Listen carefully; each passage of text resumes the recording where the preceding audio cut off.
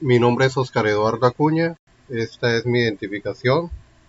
Para constatar de que sí soy yo, pues tapo mis dígitos de cédula por seguridad. Bueno, voy a hacer una corta exposición de algunos artículos del decreto 1072 en su título 4 de riesgos laborales y específicamente en el capítulo 6 que habla del sistema de gestión de la seguridad y salud en el trabajo SGSST. Para este efecto, pues voy a hablar del tema de peligros y riesgos.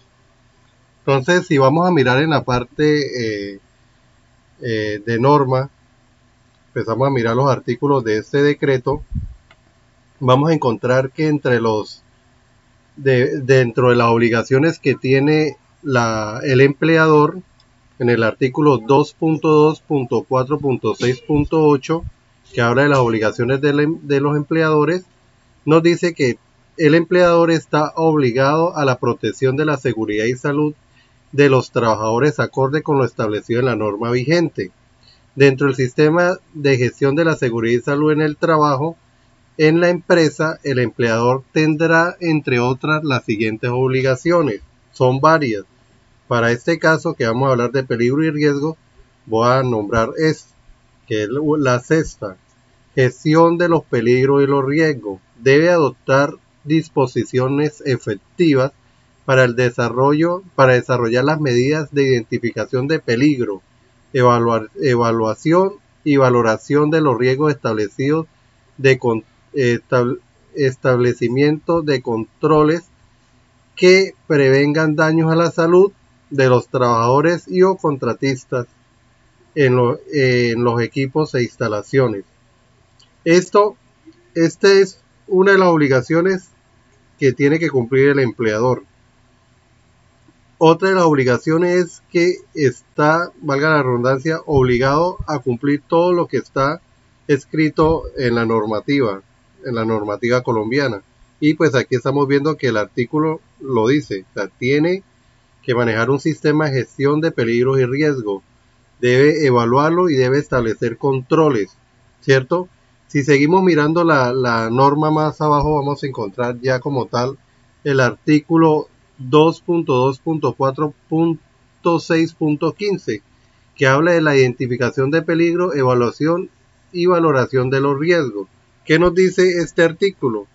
Dice, el empleador o contratante debe aplicar una metodología para que sea sistemática, que tenga el alcance sobre todos los procesos y actividades rutinarias y no rutinarias, internas o externas, máquinas y equipos, todos los centros de trabajo y todos los trabajadores independientes de su forma de contratación y vinculación, que le permitan identificar los peligros y evaluar los riesgos de seguridad y salud en el trabajo con el fin que pueda priorizarlos y establecer los controles necesarios, realizando mediciones ambientales cuando se requieran. Para esto, pues podemos utilizar los panoramas de factores de riesgo. Se entenderán como la identificación de peligro y evaluación y valoración de los riesgos, ¿cierto? Contamos también el artículo 2.2.4.6.23, que nos habla ya de la gestión del riesgo, de los peligros y los riesgos, que nos dice que el empleador o contratante debe adoptar métodos de identificación, prevención y evaluación, valoración y control de los peligros y riesgos de la empresa, ¿cierto?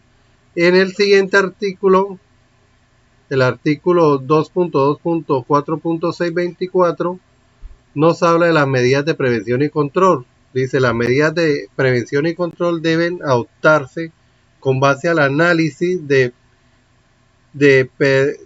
pertinencia, teniendo en cuenta el siguiente esquema jerárquico, ¿cierto? Pues vamos a tener que, de acuerdo al riesgo, de acuerdo al peligro, pueden haber unos que se puedan eliminar su peligro, su riesgo, otros que se puedan sustituir, otros que se puedan establecer controles de ingeniería o controles administrativos, y otros que se pueda bajar su impacto o su carga de riesgo utilizando elementos de protección personales o colectivos. Tenemos esta escala jerárquica y pues esto nos va a permitir manejar una gestión de peligros y riesgos, ¿cierto? Hay una herramienta muy importante que nos permite identificar todos esos peligros, todos esos riesgos, buscar los controles y evaluar la magnitud o de acuerdo a la exposición la magnitud que tenemos ante ese peligro existente, ¿no? Que es la guía técnica colombiana GTC 45, que es la guía para identificación de los peligros y la valoración de los riesgos de seguridad y salud ocupacional. Esta es la guía. Dentro de la guía pues nos da unos parámetros de cómo se llena ese formato o esa matriz de riesgo. Nos da los pasos, las pautas como un instructivo, pero aquí también nos muestra una tabla ejemplo de peligros. Pues conocemos que identificado existen 7 peligros, ¿cierto?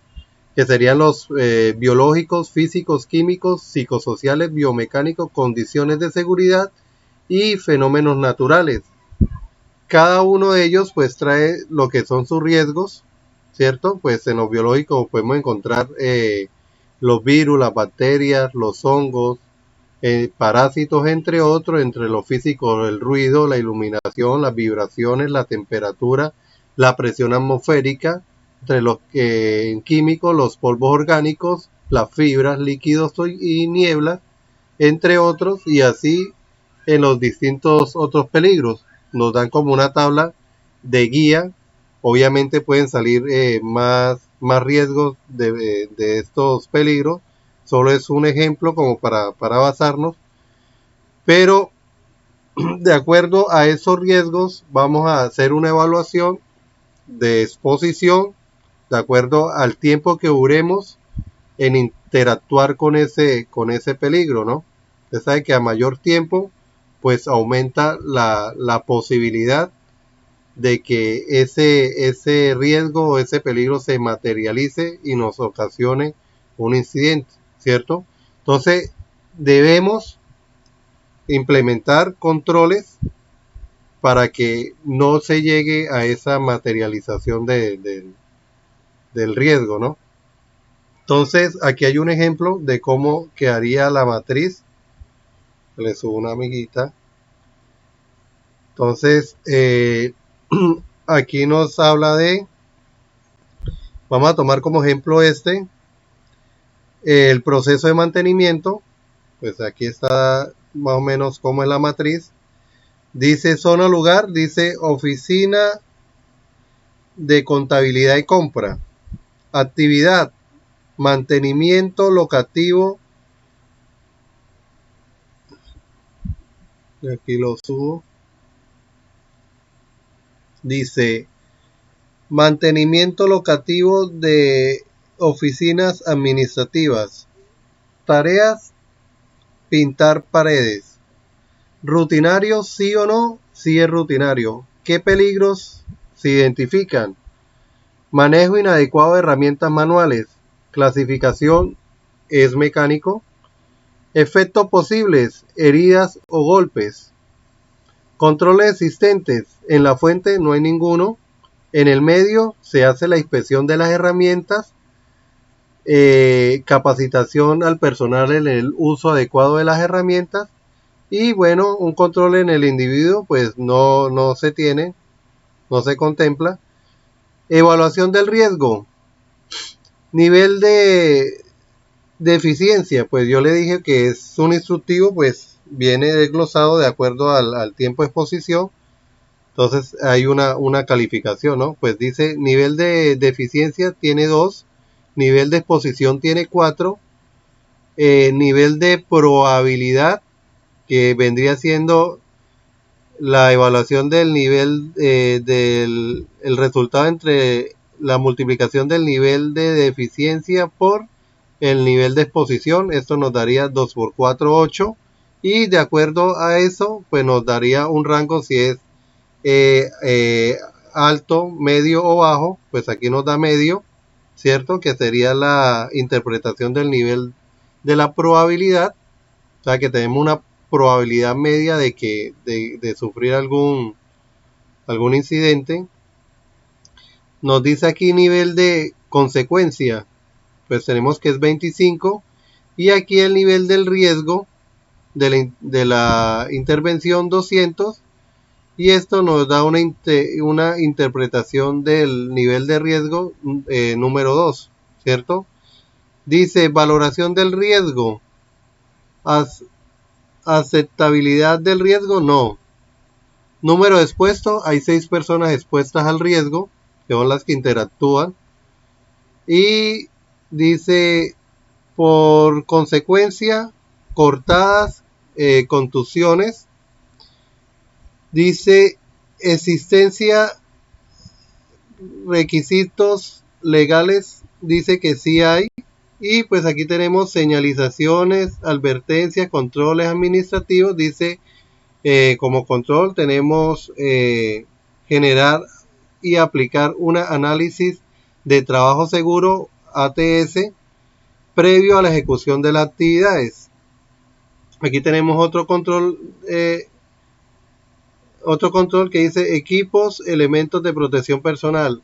Dotar al trabajador de guantes para protección adecuada al estándar de protección establecido por la organización. Este sería como un ejemplo de cómo se debe llenar esa matriz de riesgo GT45.